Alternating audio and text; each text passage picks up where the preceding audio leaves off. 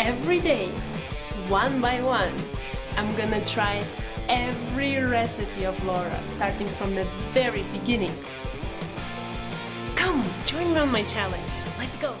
Hi everyone! My name is Ruta and welcome to the 277th day of my challenge. I'm so excited, oh my god!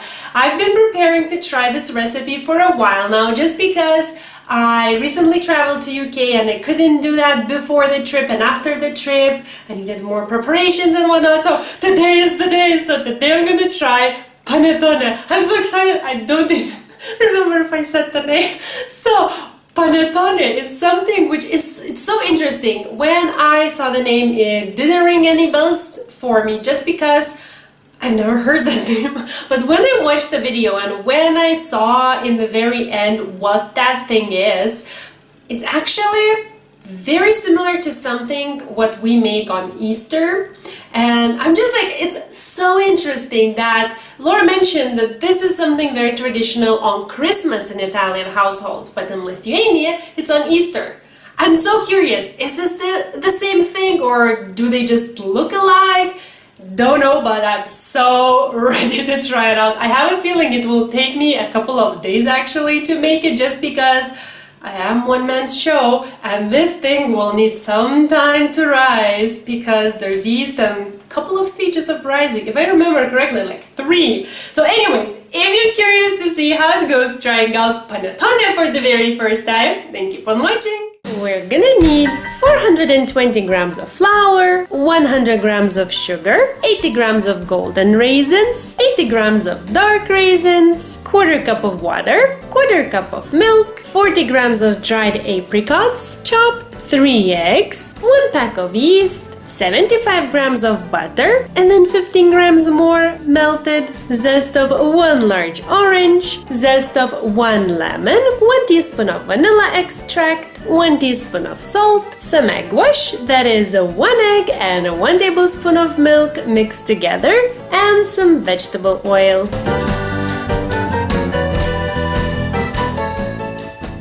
Because we have this little guy, we will start by activating the yeast. So first off, I want to mix my water with milk together and warm it up. Now you can do it in various ways. I personally prefer warming up in microwave just because I feel like I have more control over it.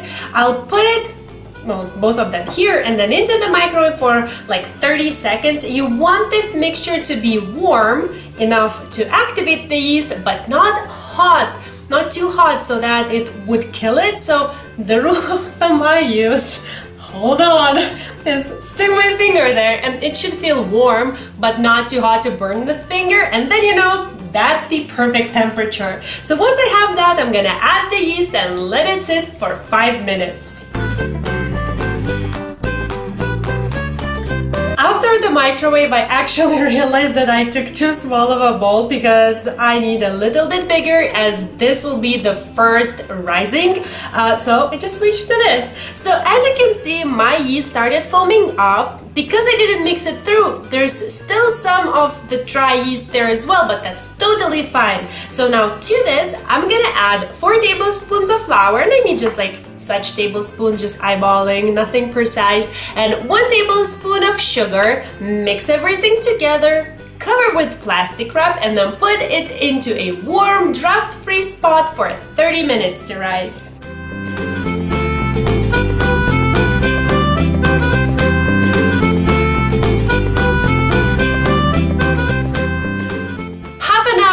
Passed and now I want to move on, but before that I actually want to quickly prep a large bowl.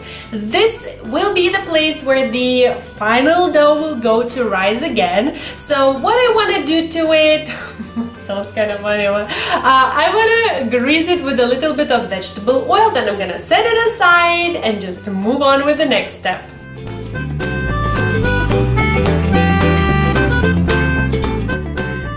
And now the actual step 2. To a large bowl, I'm gonna add the eggs, sugar, vanilla extract, orange and lemon zest, and just mix everything to combine. Now in this recipe, Laura uses her standing mixer to mix everything. Mine is back in Lithuania, I'm currently in Turkey, so as always, I'll just go to my trusty handheld mixer.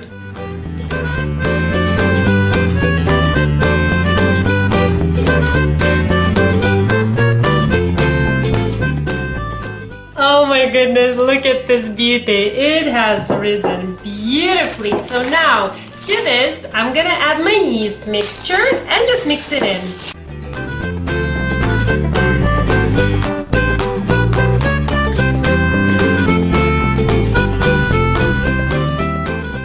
And now to this, I'm gonna add flour and salt and just mix everything together. And if needed, I have my dough hook attachments nearby.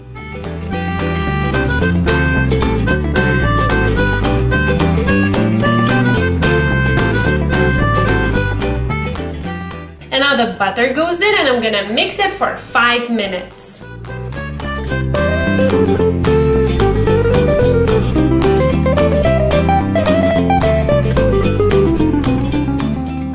And the last thing I want to add to this mixture are both kinds of raisins and the dried apricot.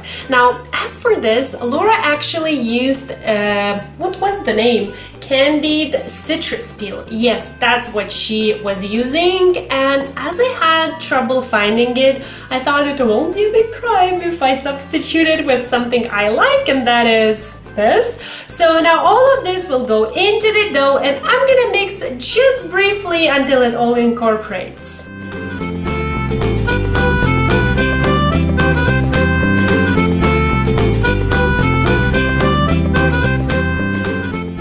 Okay, that's actually fine because I'm gonna work with my hands now and I'll finish incorporating the dry fruit by kneading myself. So now I'm gonna flour my surface really well because as you can see, this is a really sticky dough. You do want it that way, it means it will be light and fluffy. So even though I'm gonna work on the dough and try to like form it into a ball, I'll also keep in mind that I do not want to add too much flour because that will make it dense. So now I'm gonna flour my surface really well, dump the dough onto it and just work on making a bubble.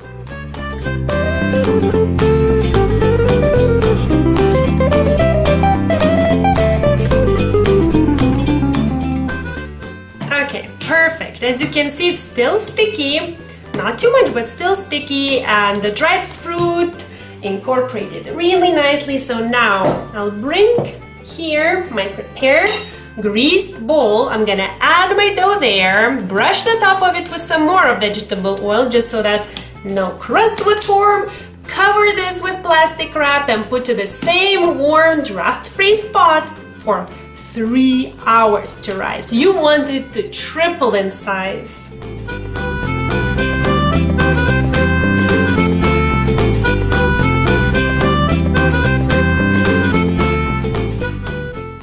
Actually, only 2 hours have passed and that seemed to be enough for my dough to triple. I'll bring it here in just a second.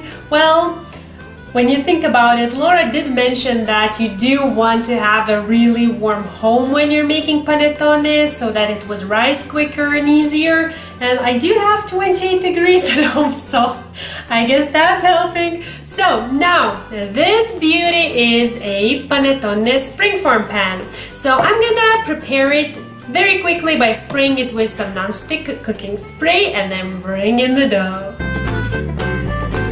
I mean, seriously, look at this! Ain't this amazing? My God! I'm so happy. Okay, now what we're gonna do, we'll flour the surface again and then pull the dough just enough to make a bubble and put it there.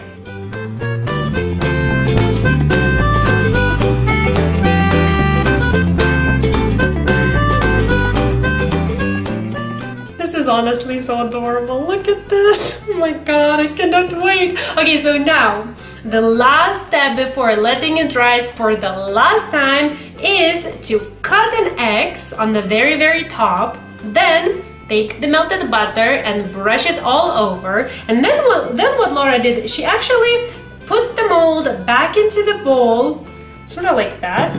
She covered it with plastic wrap, put a towel on top, and then let it rise for another 2 hours in the same warm, draft-free spot. I have a feeling it will actually take me like an hour or so just because my home is really, really warm. So let me check in with you then.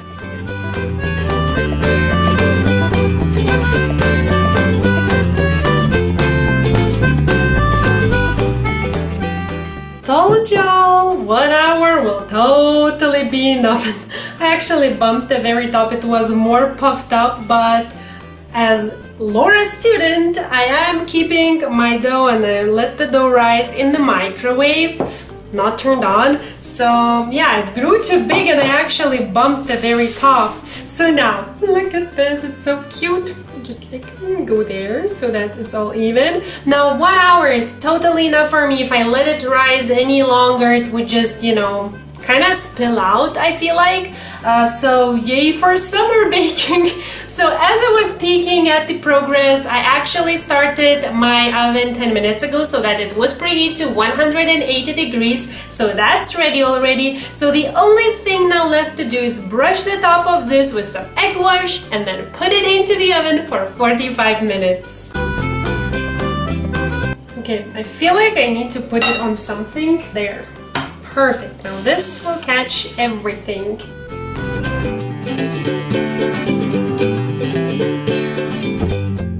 Okay, let me just quickly clean this because I feel like this will burn.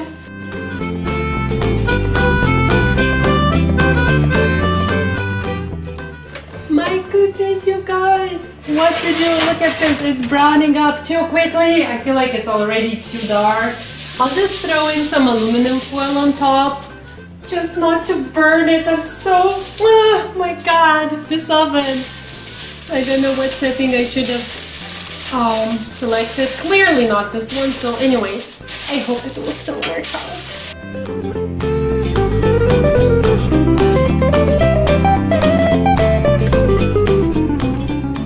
Okay, so actually from looking at this spaghetti, should I try it somewhere else? It looks like my panettone is actually done, again, prematurely. It's 35 minutes.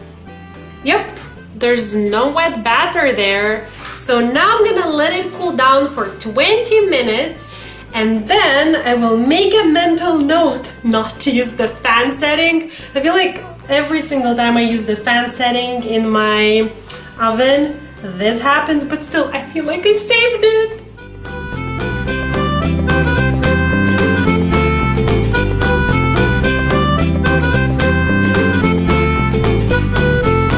Okay, cannot wait any longer. Sorry if you can hear some bubbling in the background. I just made myself a cup of coffee and the machine is cooling down, but I just can't wait anymore. My god, look at this. Oh, I'm so lucky, I feel like, and I caught it on time. I actually left it only for like 15, I think, minutes with the fan setting, and it just browned up so much, and I feel like I came honestly right in time to just save it. My god, you kind of want to like pet it. One thing, look at this part. I would definitely suggest, if you have anything sticking out from the pan, just stick it right back in so that, you know, it's all uniform. But I mean, come on, look at this. This is amazing. It's still warm. I've been waiting for this so much. It took me way shorter than I expected, just because it's really hot and everything rose so quickly and baked so quickly. 35 minutes. Did I mention that? It baked 35 minutes. Yes. That's Veliko boba. Ooh. It's exactly what we make on Easter. My god! This is so cool. I'm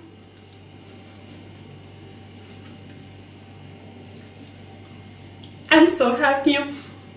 This is amazing. Amazing, amazing, amazing recipe.